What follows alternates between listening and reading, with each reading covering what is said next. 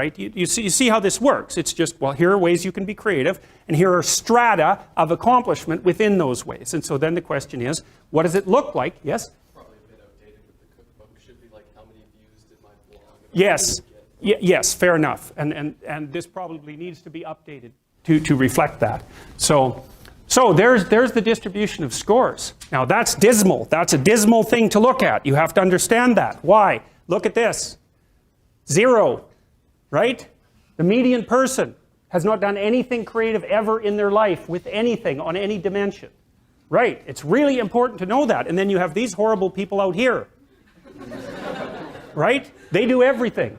They do everything. Price's law. Here's Price's law. This is something to hammer into your heart. The square root of the number of people in a domain do 50% of the work.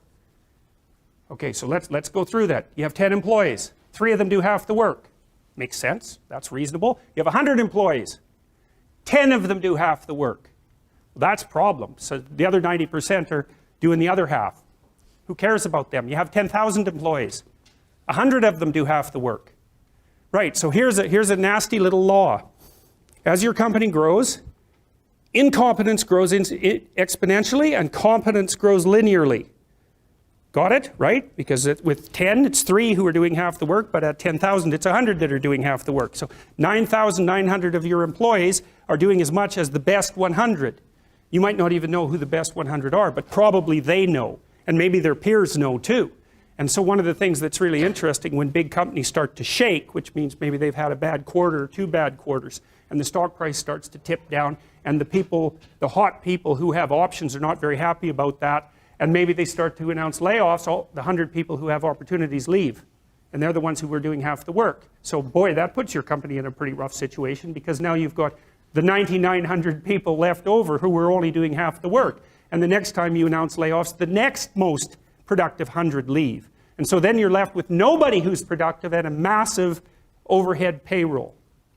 Price's law, you can look that up. De Sola Price. De Sola Price is a guy who was looking at scientific productivity. And one of the things he found was, when he was looking at PhD students, is that the median number of publications for a PhD graduate when he did his work, which was in the early 60s, was 1. Okay, half as many had 2, half as many as that had 3, half as many as that had 4. It's a real step down. And one of the corollaries of that is that there's a certain number of people who are hyper-productive, and that's these people out here.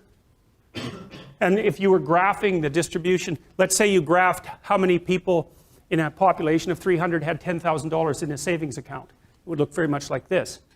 Some of them would have, or some of them would, most people would have like no savings whatsoever. The median person would have no savings whatsoever. And then you go up here where the 1% is, they have all the money. But the thing you want to understand about that 1% issue that you always hear about is that it applies in every single realm where there's difference in creative production. Every realm. Doesn't matter. Number of records produced, number of records sold, number of compositions written. So here's an example. 5 composers produce the music that occupies 50% of the classical repertoire, right? Bach, Beethoven, Brahms, Tchaikovsky, Mozart, that's right, those 5. Okay, so here's something cool. So you take all the music those people wrote. 5% of the music all those people wrote occupies 50% of the music of their writing that's played. So not only do almost all the composers never get a listen, but even among the composers who do get a listen, almost none of their music ever gets played. So then that's another example of this Price's law of scaling. So it applies to all sorts of things, like number of hockey goals scored is also distributed this way. Number of basketballs successfully put through the hoop follows the same distribution. Size of cities follows the same distribution. It's a weird law, and you can think about it in part. Why does this happen? Well, imagine what happens when you play Monopoly. What happens? Everybody has the same amount of money to begin with, right? So then you start playing. It's basically a random game. Well, some people start to win a bit and some people start to lose a bit. And then if you win, the probability that you'll keep winning starts to increase. And if you lose, your vulnerability increases as you lose. And then maybe you've got, say, 6 people playing Monopoly. Soon one person has 0. What happens when they have 0? They're out of the game. So 0 is a weird number, because when you hit 0, you're out of the game. So so then if you keep playing, people start to stack up at 0, right? What happens at the end of the game? One person has all the property and all the money, and everyone else has none. Right, that's what happens if you play an iterated trading game to its final conclusion. And that's part of the law, in a sense, that's underlying this kind of distribution. So it's not a consequence necessarily of structural inequality. It's built into the system at a deeper level than that. So, you know, people talk about all the time about how unfair it is that the 1% of the population has the vast amount of the money, and 1% of the 1% has most of that money, and 1% of the 1% of the 1% has most of that money. But it is it's an inevitable conclusion of iterated trading games, and we don't know how to fight it. We don't know how to take from the people who have and move it to the bottom without it instantly moving back up to the top. Different people maybe, but still back up to the top. Because even the 1% churns a lot. Like, I think you have a 10% chance, if I remember correctly, you have a 10% chance of being in the top 1% for at least 1 year of your life, and a 40% chance of being in the top 10% for at least 1 year in your life. That's in Canada and the US. It's less so in Europe. So there's a fair bit of churning at the top end. It's not the same people all the time who have the money, but it is a tiny fraction of the people all the time who have all the money. So back to your example with the company that you know, has a couple bad quarters and lays off some people, and the top end leave. Do the people inside redistribute to recreate the same curve? Not usually.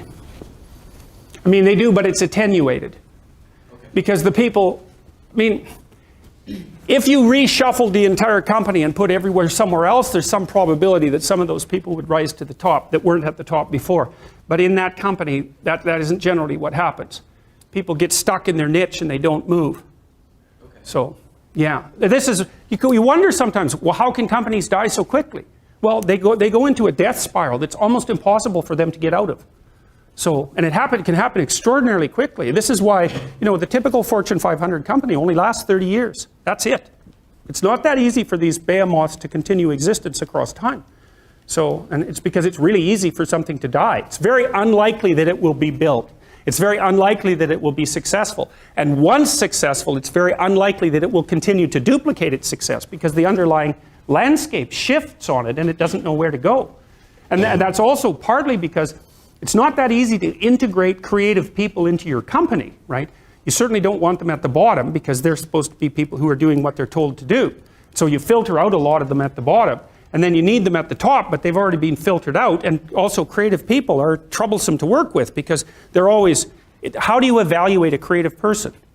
You almost can't by definition, because they keep coming up with new things and you don't have a good evaluative strategy for a new thing. It wouldn't be new if you had a good evaluative strategy for it, right? It would have to be the member of a class that you've already encountered substantially. So anyway, so the take-home lesson from this is 0. Right.